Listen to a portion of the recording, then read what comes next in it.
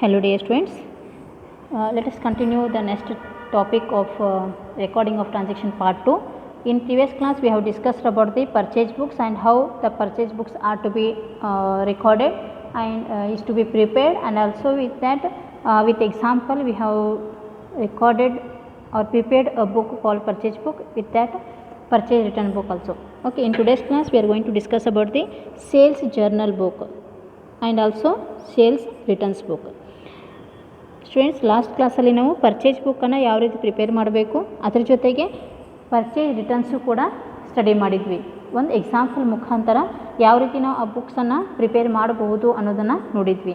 ಇವತ್ತಿನ ಕ್ಲಾಸಲ್ಲಿ sales book ಯಾವ ರೀತಿ ಪ್ರಿಪೇರ್ ಮಾಡಬೇಕು ಮತ್ತು ಸೇಲ್ಸ್ ರಿಟರ್ನ್ಸ್ ಬುಕ್ ಯಾವ ರೀತಿ ಪ್ರಿಪೇರ್ ಮಾಡಬೇಕು ಅನ್ನೋದನ್ನು ನೋಡೋಣ. So students, let us see the meaning of sales book here. All credit sales of merchandise are recorded in the sales journal. So sales book is nothing but the transactions related to credit sales are to be recorded in the book called sales journal. Cash sales are recorded in the cash book. So here whatever the cash transactions will be there, that are to be recorded in the cash book, whereas sales, or we can say as a credit sales, are recorded in the sales journal. So here the source document for recording the entries in the sales journal are sales invoice, or we can say it as a bill, which is to be issued by the firm to the customer. So when the product are to be sold, in that moment you are going to provide a invoice bill which is to be issued by the firm to the customer. The date of sale in a sale book, it includes the date of the sale, then invoice number, name of the customer, and the amount of a sold item. So that is to be recorded in the book. These are the items which includes in a sales book.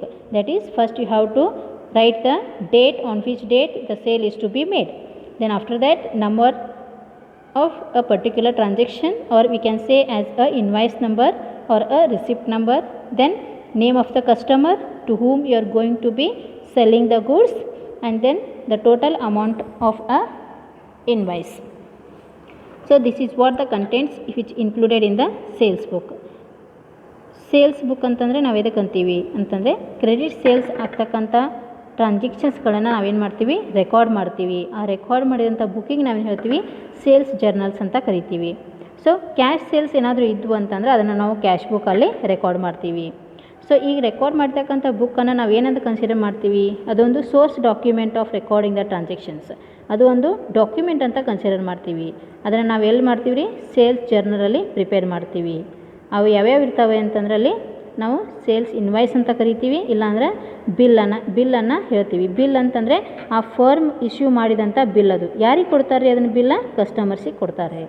So ಅದನ್ನು ನಾವೇನು ಮಾಡ್ತೀವಿ, ಆ bill ಮುಖಾಂತರ ಆ ಒಂದು ಡಾಕ್ಯುಮೆಂಟನ್ನು ready ಮಾಡಿಕೊಂಡು ಬುಕ್ಕಲ್ಲಿ ಎಂಟ್ರಿ ಮಾಡ್ತೀವಿ. ಸೊ ಹಾಗಾದರೆ ಆ ಬುಕ್ಕಲ್ಲಿ ಏನೇನು ಕಂಟೆಂಟ್ಸ್ ಇರುತ್ತೆ ಸೇಲ್ಸ್ ಬುಕ್ಕಲ್ಲಿ ಅಂತಂದರೆ, ಒಂದು ಡೇಟ್ ಇರುತ್ತೆ, ಯಾವ ಡೇಟಿಗೆ ನೀವು ಸೇಲ್ ಮಾಡಿದ್ದೀರಿ ಆ ಡೇಟನ್ನು ಮೆನ್ಷನ್ ಮಾಡಬೇಕು. ಅದ್ರ ಜೊತೆಗೆ ಯಾವ ಬಿಲ್ ನಂಬರ್ ಇದೆ, ಇನ್ವಾಯ್ಸ್ ಬಿಲ್ ಇರುತ್ತೆ, ಸೊ ಆ ಬಿಲ್ ನಂಬರನ್ನು ಮೆನ್ಷನ್ ಮಾಡಬೇಕು.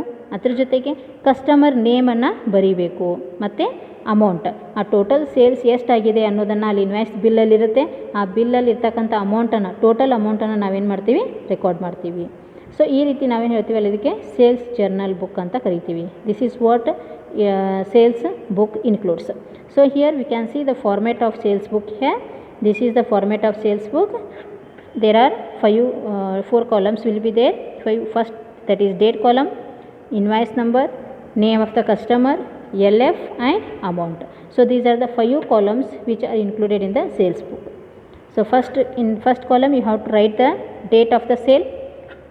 Then in second column, invoice number, then name of the customer. Here you have to write the name of the customer. Account is to be debited. So where in purchase book account is credited, but in sales book account is to be debited. Then LF, ledger folio number, then total amount.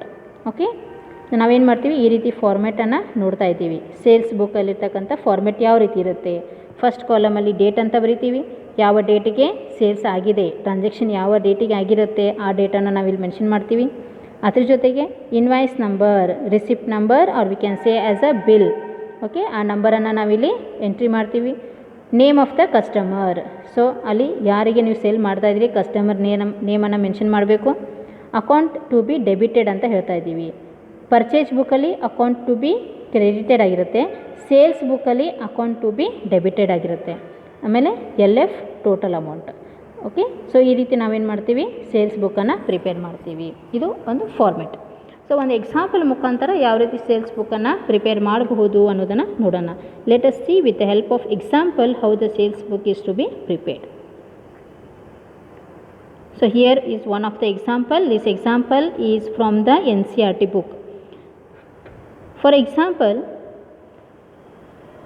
Majors Koina suppliers sold on credit. They have given Majors Koina supplies sold on credit.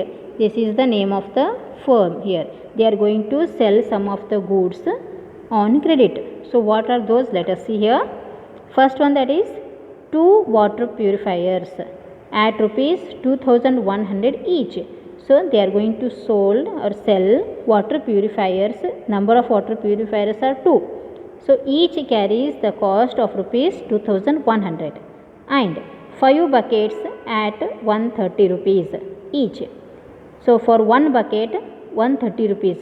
So what will be the total amount for 5 buckets? That you have to make the calculation. Then each 2 Majors Raman traders. So Koina suppliers are going to sell the goods to Raman traders. So Raman traders is an customer here. Okay, they have mentioned here invoice number is 178 on the dated April 6, 2017. Okay, so this is one of the transaction they have given here.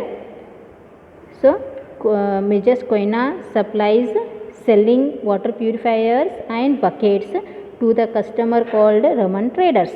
Okay, with the help of working note you have to make the total amount. Then second transaction, that is 5 roadside containers at rupees 4200 each. So 5 containers they are going to sell to Majors Nutan Enterprises. So here the customer name is Nutan Enterprises. So Koina suppliers is going to sell containers, 5 containers to Nutan Enterprises at the rate of 4200 each. So for one container 4200 is there. So what will be for the 5 containers? Let us see. Next, 100 big buckets rupees 850 each to Raman traders. So again here Raman traders is the customer. Here Koina supplier is going to sell big buckets, 100 big buckets. For one bucket 850. Then what will be the total amount for 100 buckets? That you have to see here. And again here they have mentioned invoice number with date. These are the 3 transactions they have given here.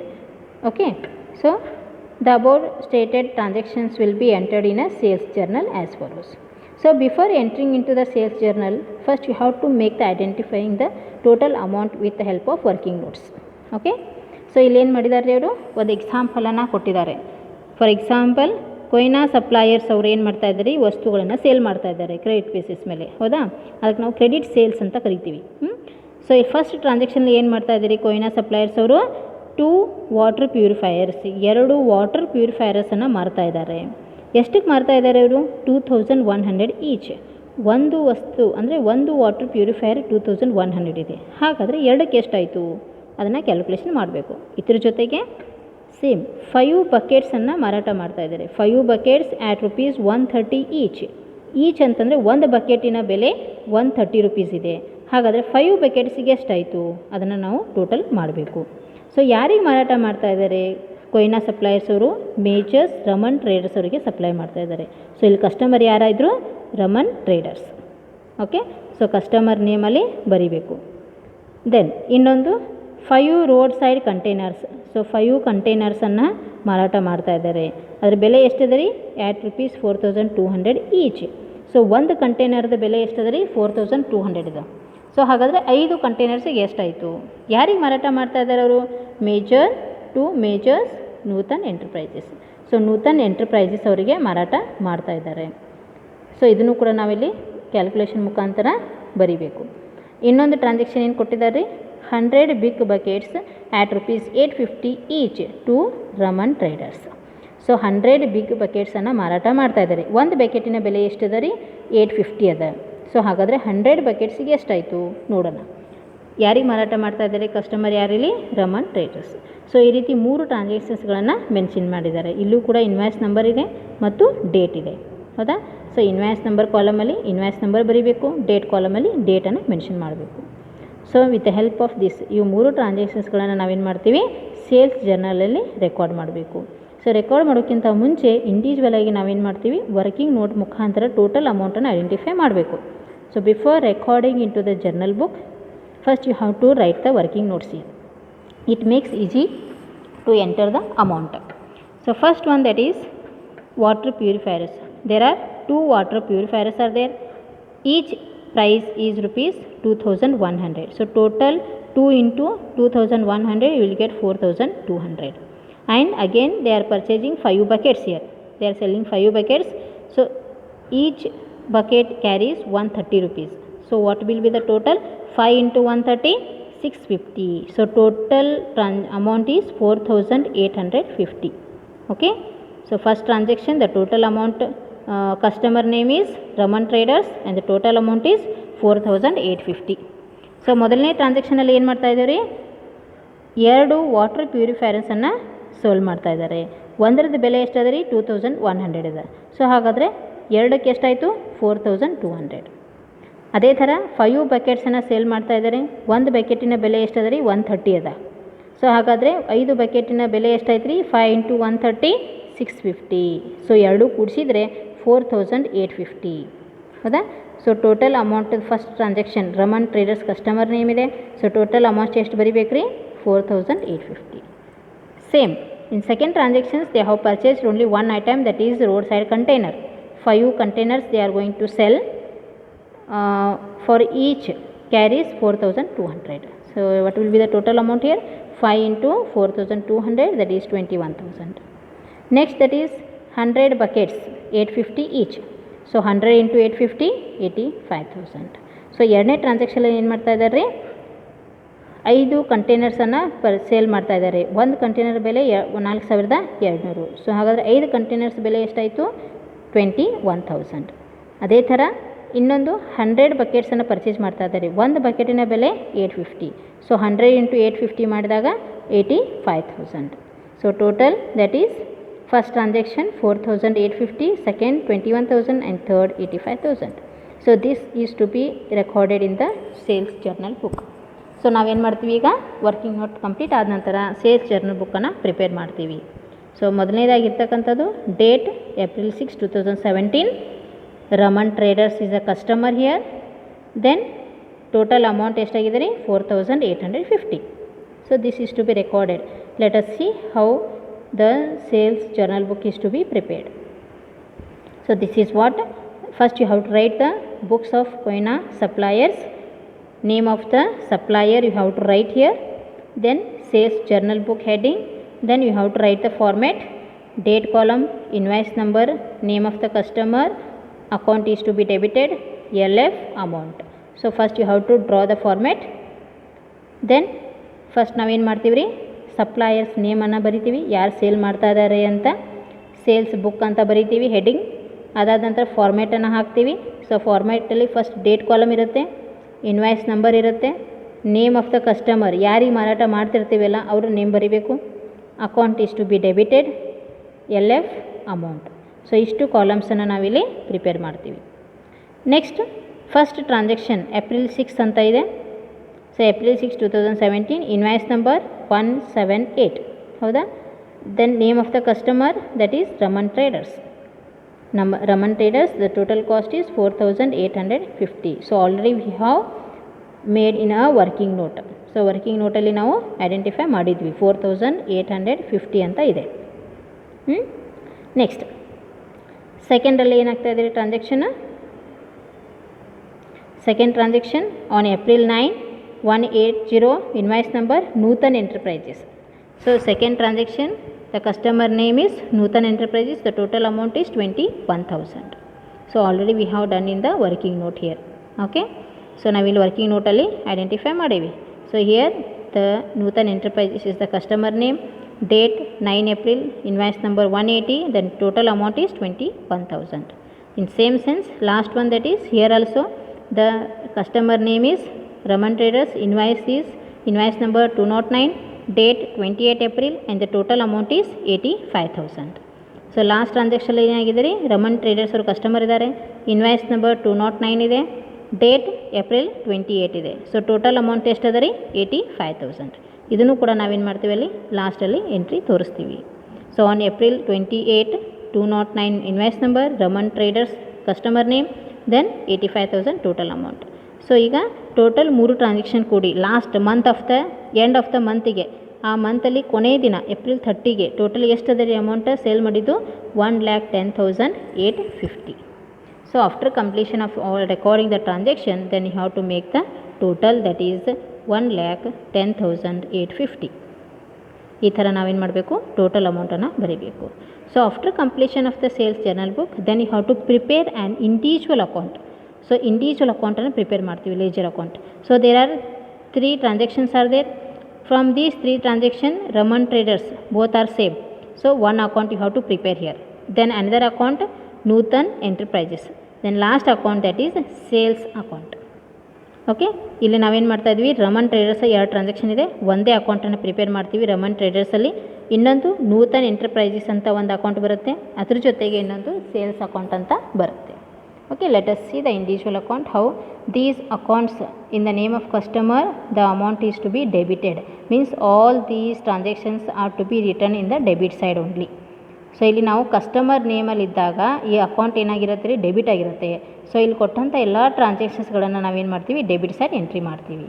So let us see here, we already know how the ledger accounts is to be prepared. First one, that is Raman Traders. Under Raman Traders, there are 2 transactions are there on April 1 and on April 28. So we already know date column, particular JF amount. This is debit side, and here date, particular JF amount, credit side. So we already know how the ledger accounts is to be prepared. ನಮಗೆ ಮುಂಚಿತವಾಗಿ ಗೊತ್ತಿದೆ ಯಾವ ರೀತಿ leisure ಅಕೌಂಟ್ಸನ್ನು ಬರೀಬೇಕು ಅಂತ. So ಈ ರೀತಿ ಫಾರ್ಮ್ಯಾಟನ್ನು ready ಮಾಡಿಕೊಂಡು ರಮನ್ ಟ್ರೇಡರ್ಸಲ್ಲಿ 2 ಟ್ರಾನ್ಸಾಕ್ಷನ್ಸ್ಗಳಾಗಿವೆ. ಒಂದು ಏಪ್ರಿಲ್ 6ಗೆ, ಇನ್ನೊಂದು ಏಪ್ರಿಲ್ 28ಗೆ. ಸೊ ಅಲ್ಲಿ Raman traders sales 4,850, then again on 28th 85,000. So this is what Raman Traders account. Same another customer name, that is Nutan Enterprises. So in the name of customer, account is to be always debited. So write debit side, April 1 sales 21,000. So only 2 customers are there here, Raman Traders and Nutan Enterprises. ಇಲ್ಲಿ ಇಬ್ಬರು ಮಾತ್ರ customers transactions ಇದೆ. ರಮನ್ ಟ್ರೇಡರ್ಸಲ್ಲಿ 2 ಸಲ transaction ಆಗಿದೆ. ಆಮೇಲೆ ನೂತನ್ ಎಂಟರ್ಪ್ರೈಸಸಲ್ಲಿ ಒಂದೇ ಸಲ ಆಗಿರೋದ್ರಿಂದ ಅದನ್ನು ನಾವು ಡೆಬಿಟ್ ಸೈಡ್ ಒಂದು ಅಮೌಂಟನ್ನು ತೋರಿಸ್ತೀವಿ, 21,000. ಇದಾದ ನಂತರ ಇದ್ರ ಜೊತೆ ನಾವೇನು ಪ್ರಿಪೇರ್ ಮಾಡಬೇಕು ರೀ, ಸೇಲ್ಸ್ ಅಕೌಂಟನ್ನು ಪ್ರಿಪೇರ್ ಮಾಡಬೇಕು. ಸೇಲ್ಸ್ ಬುಕ್ ಅಂದರೆ ಬೇರೆ, ಸೇಲ್ಸ್ ಅಕೌಂಟ್ ಅಂದರೆ ಬೇರೆ. Sales book is different and sales account is different. So here when the customers amount is to be debited, then sales account is always credited. So here we have to write on April 30 the total amount, where we already seen here. This is what the total amount, 1,10,850 is there. This is what? This is a sales account that you have to write in a ledger account called sales account. Here we can see here, that is total amount, that is on April 30. Sundries are as per sales book, that is 1,10,850. So like this accounts you have to prepare. So ನಾವು customers account prepare ಆದ ನಂತರ ಕೊನೆಯದಾಗಿ ಏನು ಮಾಡ್ತೀವಿ, sales ಅಕೌಂಟನ್ನು prepare ಮಾಡ್ತೀವಿ. So sales account prepare ಮಾಡಿದಾಗ total amount of sales book ಏನಿರುತ್ತಲ್ಲ ಅದು ಯಾವಾಗೂ ಕ್ರೆಡಿಟ್ ಆಗಿರುತ್ತೆ. ಸೊ ಕಸ್ಟಮರ್ಸಲ್ಲಿ ಅಕೌಂಟ್ ಬರ್ತಕ್ಕಂಥ ಐಟಮ್ಸ್ಗಳನ್ನು ನಾವು ಯಾವಾಗೂ ಡೆಬಿಟ್ ಅಂತ ಕನ್ಸಿಡರ್ ಮಾಡ್ತೀವಿ, ಆದರೆ ಸೇಲ್ಸ್ ಅಕೌಂಟಲ್ಲಿ ಯಾವಾಗ ಅದು ಕ್ರೆಡಿಟ್ ಅಂತ ಹೇಳ್ತೀವಿ. Okay, sales is always credited. Why? Because it is an income. Sales ಯಾಕೆ ಕ್ರೆಡಿಟ್ ಆಗುತ್ತೆ ರೀ, ಅದು ಇನ್ಕಮ್ ಇರೋದ್ರಿಂದ ಅದನ್ನು ನಾವು ಕ್ರೆಡಿಟ್ ಅಂತ ಹೇಳ್ತೀವಿ. Okay, this is what about the sales book. ಇದು ಸೇಲ್ಸ್ ಬುಕ್ ಬಗ್ಗೆ ನೋಡಿದ್ವಿ. Next that is sales returns book. So ಹಾಗಾದರೆ ಸೇಲ್ಸ್ ರಿಟರ್ನ್ಸ್ ಅಂದರೆ ಏನು? Let us see the meaning of sales return. The sales return journal is used to record return of goods by customer to them on credit. So purchase ಮಾಡಿದಂಥ ವಸ್ತು, sale ಮಾಡಿದಂಥ ವಸ್ತು ಏನಾದರೂ return ಬಂತು ಅಂದರೆ ಅದಕ್ಕೆ ನಾವು ಹೇಳ್ತೀವಿ ಸೇಲ್ಸ್ ರಿಟರ್ನ್ಸ್ ಅಂತ ಕರಿತೀವಿ. After selling some of the goods to the customer, if the customer is resend the goods or returning the goods, that we can say as a sales returns book. Okay, after selling the goods, if the goods are to be returned to you, then it is called as the sales returns. So how the format will be there, let us see here. This is the format of sales return.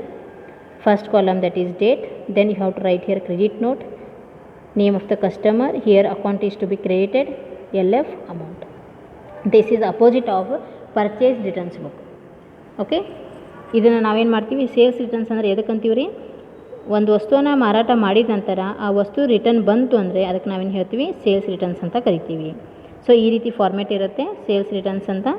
Date column ಇರುತ್ತೆ, credit note ಅಂತ ಇರುತ್ತೆ, name of the customer, ಇಲ್ಲಿ account ಏನಾಗುತ್ತೆ ರೀ, credit ಆಗುತ್ತೆ.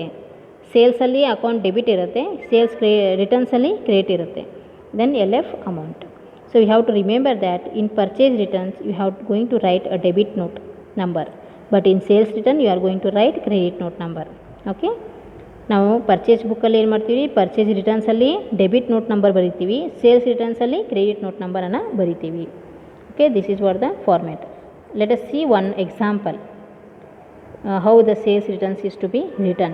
The account is to be credited. We have to remember that if it is a sales book only, then account is to be debited. If it is sales returns, then it is a credited. ನೆನ್ಪಿಟ್ಕೋಬೇಕು, sales book ಅಂತ ಅಷ್ಟೇ ಇತ್ತು ಅದನ್ನು ನಾವೇನು ಮಾಡ್ತೀವಿ, debit ಅಂತ ಹೇಳ್ತೀವಿ. ಆದರೆ ಸೇಲ್ಸ್ ರಿಟರ್ನ್ಸ್ ಅಂತ ಇತ್ತು ಅಂದರೆ ಅದನ್ನು ಕ್ರೆಡಿಟ್ ಅಂತ ಹೇಳಬೇಕು. ಹೌದಾ, ಕ್ರೆಡಿಟ್ ಆಗಿರುತ್ತೆ. ಎಕ್ಸಾಂಪಲ್ ನೋಡೋಣ. Let us C. Majors Raman Traders have returned back one water purifiers at rupees 2100 to Koina suppliers due to manufacturing defect. Credit note number 10/2017. So here Raman Traders is going to return one water purifier. The water purifier cost is 2100 to the Koina supplier. Why he is returning the goods? Why? Because due to manufacturing defect. So in that some mistakes are there, some defects are there. So for that case the goods is to be returning back. Okay, so here the water purifier, that is name of the customer, Raman Traders. So here Raman Traders is the customer name and that amount is to be credited. So only one transaction is there. So this is what the sales return book. Date column, they have not mentioned here any date. If they have mentioned, you have to mention write the date here. Then credit note number, that is 10/2017.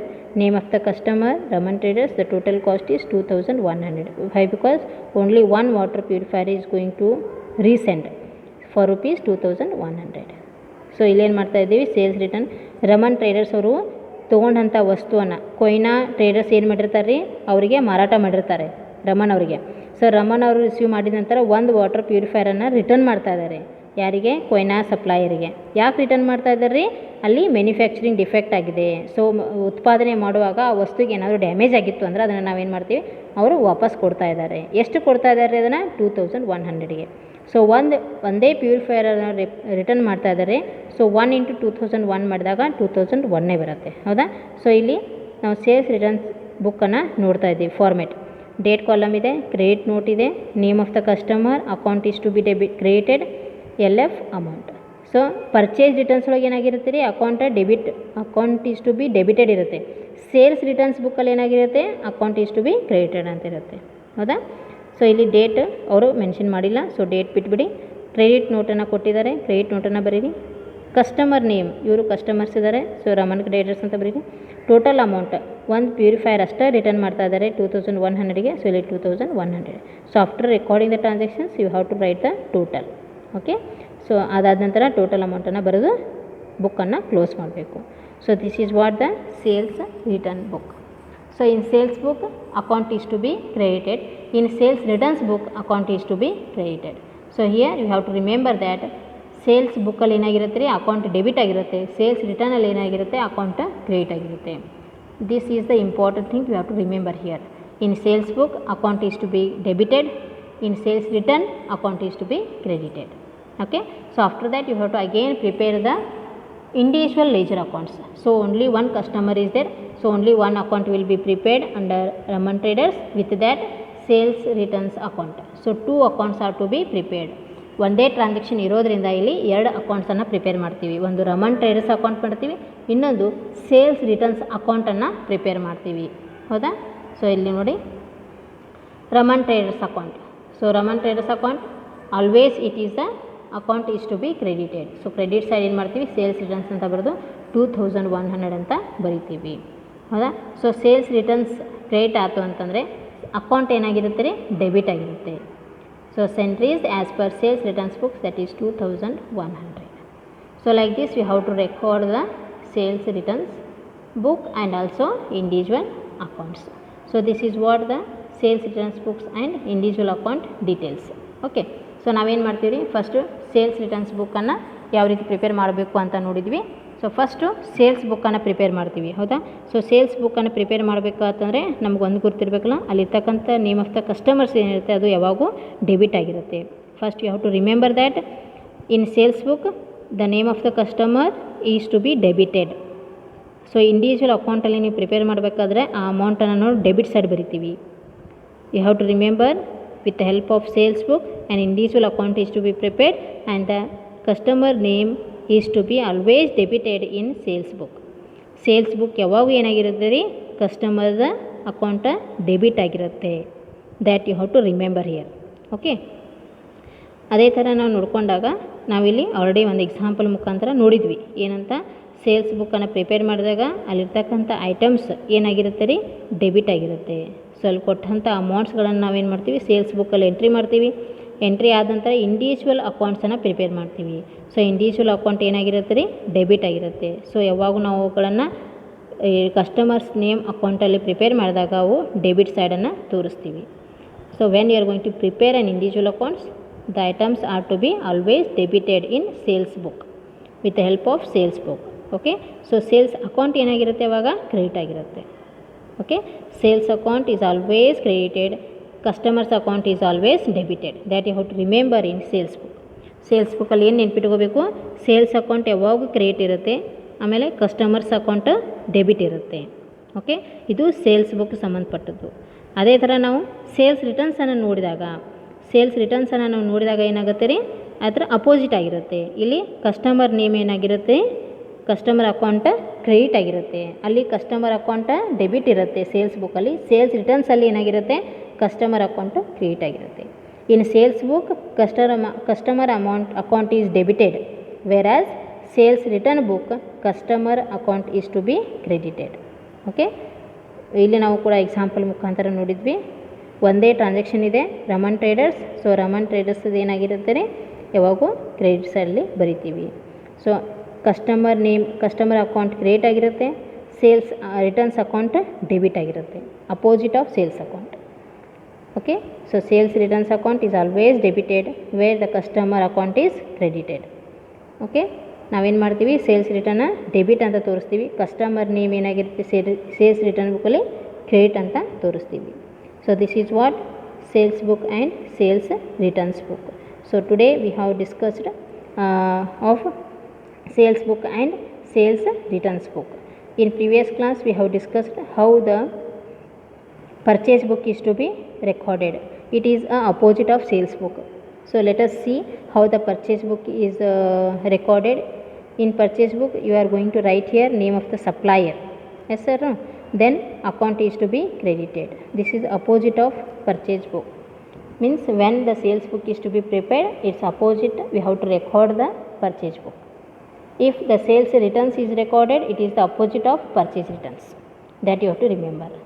ನಾವು purchase ಬುಕ್ಕನ್ನು ಯಾವ ರೀತಿ prepare ಮಾಡ್ತೀವಲ್ಲ ಅದರ ಅಪೋಸಿಟನ್ನು sales ಬುಕ್ಕನ್ನು prepare ಮಾಡಬೇಕು.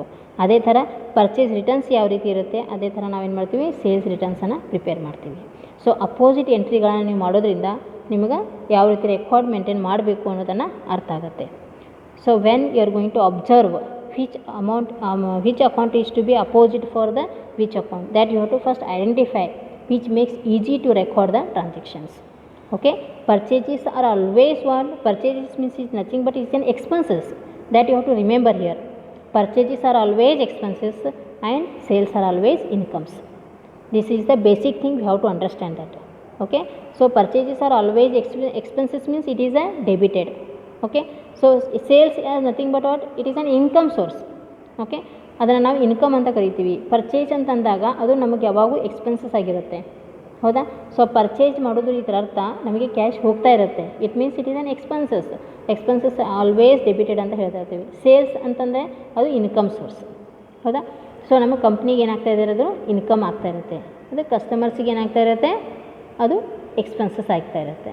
So that you have to identify whether it is an income or whether it is a expenses. So when you are going to identify a particular transaction, then it is easy to record the transactions. Okay. So ನಾವು ಈಸಿಯಾಗಿ ಏನು ಮಾಡ್ಬೋದು, ಟ್ರಾನ್ಸಾಕ್ಷನ್ಸ್ಗಳನ್ನು record ಮಾಡಲಿಕ್ಕೆ help ಆಗಿರುತ್ತೆ. So this is what today we have discussed about the sales journal book and also sales returns books with the help of format and with one example. So ಇವತ್ತಿನ ಕ್ಲಾಸಲ್ಲಿ ನಾವೇನು ಮಾಡಿದ್ದೀವಿ ರೀ, ಸೇಲ್ಸ್ ಜರ್ನಲ್ ಬುಕ್ಕನ್ನು ಯಾವ ರೀತಿ prepare ಮಾಡಬೇಕು, ಅದರ ಫಾರ್ಮ್ಯಾಟ್ ಯಾವ ರೀತಿ ಇರುತ್ತೆ, ವಿತ್ ಒನ್ ಎಕ್ಸಾಂಪಲ್ ನಾವು ಅದನ್ನು ಪ್ರಿಪೇರ್ ಮಾಡಿದ್ವಿ. ಹೌದಾ. ಸೊ ಅದ್ರ ಜೊತೆಗೆ ಸೇಲ್ಸ್ ರಿಟರ್ನ್ಸ್ ಬುಕ್ ಅಂದರೆ ಏನು, ಮತ್ತು ಒಂದು ಎಕ್ಸಾಂಪಲ್ ಮುಖಾಂತರ ಸೇಲ್ಸ್ ರಿಟರ್ನ್ಸ್ ಬುಕ್ಕನ್ನು ನಾವು ಯಾವ ರೀತಿ ಪ್ರಿಪೇರ್ ಮಾಡಬೇಕು ಅನ್ನೋದನ್ನು ನೋಡಿದ್ವಿ. So this is what last subsidiary books in your syllabus. So first class we have first subsidiary book, that is the cash book. In cash book we have discussed how single column cash book, double column cash book, petty cash book, and after that purchase book, purchase returns book, sales book and sales returns book. So these are the important subsidiary books which are to be prepared or recorded in a business organization. So ಇವುಗಳನ್ನು ನಾವೇನು ಮಾಡ್ತೀವಿ ರೀ, ಇಲ್ಲಿ ಕೆಲವೊಂದು ಬುಕ್ಸ್ಗಳನ್ನು ಅಂದರೆ subsidiary ಬುಕ್ಸ್ಗಳನ್ನು prepare ಮಾಡ್ತೀವಿ. So ಯಾವ್ಯಾವ ಬುಕ್ಸ್ಗಳನ್ನು ನಾವು ಸ್ಟಡಿ ಮಾಡಿದ್ವಿ ರೀ, ಒಂದು ಕ್ಯಾಶ್ ಬುಕ್ಕಲ್ಲಿ single column cash book, double column cash book ಆ ರೀತಿ ಇರುತ್ತೆ. ಆಮೇಲೆ ಪಿಟಿ ಕ್ಯಾಶ್ ಬುಕ್ ಅಂತಲೂ ಇರುತ್ತೆ.